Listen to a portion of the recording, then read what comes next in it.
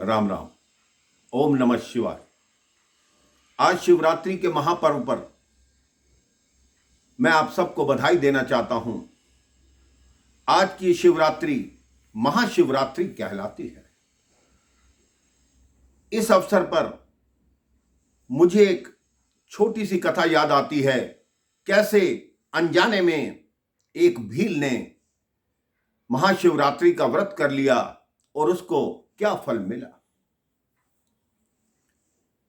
एक भील जिसका बहुत बड़ा परिवार था, वो जंगल में शिकार करके जानवरों को मारकर उनका मांस लाता, उसका सारा परिवार पेट भरता, उनका यही नियम था। एक बार 3-4 दिन हो गए, उसको कोई जानवर नहीं मिला। तब उसके माता पिता ने कहा, किसी हिरण को मार के लाओ, हम उसका मांस खाना चाहते हैं। वो सारा दिन जंगल में भटकता रहा, लेकिन उसको हिरण कहीं दिखाई नहीं दिया। अंत में उसने सोचा, किसी जलाशय के करीब किसी वृक्ष पर जाकर बैठता हूं, वहां हिरण पानी पीने अवश्य आएंगे, वहीं मैं हिरण को मार के अपने घर ले जाऊंगा। उसने एक वृक्ष पर मचान बनाया, एक जल का मटका लिया और अपना धनुष बाण लेकर उस वृक्ष पर चढ़ गया। रात्रि का पहला पहर हुआ। एक हिरनी जलाशय में जल पीने आई। उसने धनुष बाण उठाया। जैसे ही धनुष बाण उठाया, पेड़ में सरसराहट हुई, कुछ पत्ते गिरे, उसका मटका टेढ़ा हुआ, थोड़ा जल गिरा। हिरनी ने पलट के ऊपर देखा कि आप कौन हैं और क्या करना चाहते हैं। तब उस भील ने कहा कि मेरे माता पिता ने हिरण का मांस मांगा है, हम 3-4 दिन से कुछ भी नहीं खा पाए क्योंकि हमारे पास भोजन नहीं था, मैं तुम्हें मारना चाहता हूं। हिरनी ने बड़ा सुंदर उत्तर दिया कि मेरा मांस आपके काम आए, इससे बढ़िया बात तो हो ही नहीं सकती, लेकिन मेरी एक प्रार्थना है, मैं घर पे बच्चों को अकेला छोड़कर आई हूं, अगर आप आदेश दें तो मैं अपनी बहन के पास अपने बच्चों को छोड़ आऊं, फिर मैं मरने के लिए आपके पास स्वयं आ जाऊंगी। भील कहता, मुझे बातों में मत लगाओ। तो उस हिरणी ने कहा, मैं भगवान शिव की सौगंध खाती हूं कि मैं लौटकर आऊंगी। न जाने क्यों उस भील को उस हिरणी पर दया आ गई, तो बोला, ठीक है, जाओ, मैं तुम्हारी बातों पर विश्वास करता हूं, लेकिन लौटकर अवश्य आना। वो हिरणी बोली कि मैं अवश्य लौटकर आऊंगी, आप चिंता ना करें। वो भील उस हिरणी की प्रतीक्षा में बैठ गया। रात्रि का दूसरा पहर हुआ। हिरणी जलाशय के पास आई। उसने फिर वही क्रम किया, धनुष बाण उठाया। जैसे ही वो धनुष बाण उठाता, पेड़ में सरसराहट होती, कुछ पत्ते गिरते, कुछ उस मटके से जल गिरता।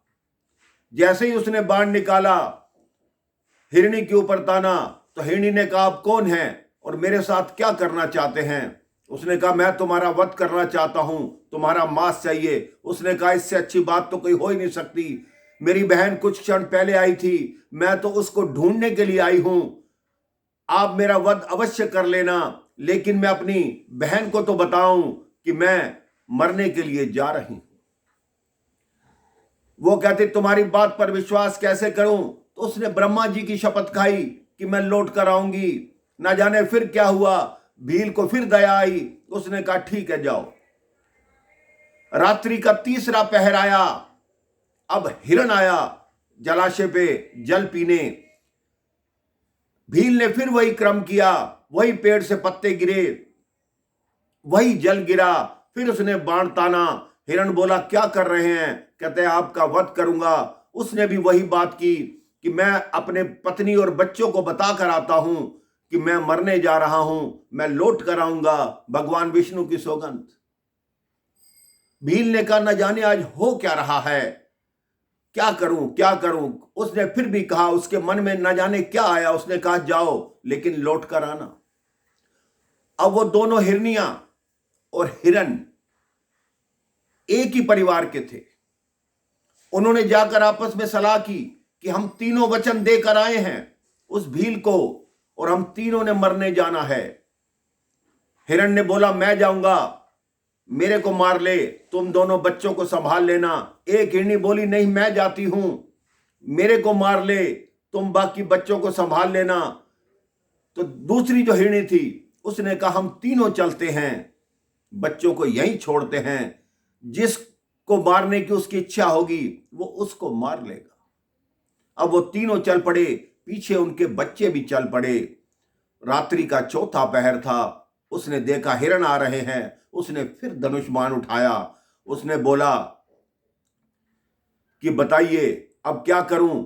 तो हिरण ने कहा आपकी जिसको मारने की इच्छा है आप मार लीजिए। चौथे पहर में फिर वही पत्ते गिरे, फिर वही जल गिरा। तब तक उसका मन पवित्र हो चुका था। किस लिए? क्योंकि वो रात्रि महाशिवरात्रि की रात्रि थी। जिस वृक्ष पर वो बैठा था वो बिल्व पत्र का वृक्ष था, और उसी वृक्ष के नीचे शिवलिंग था।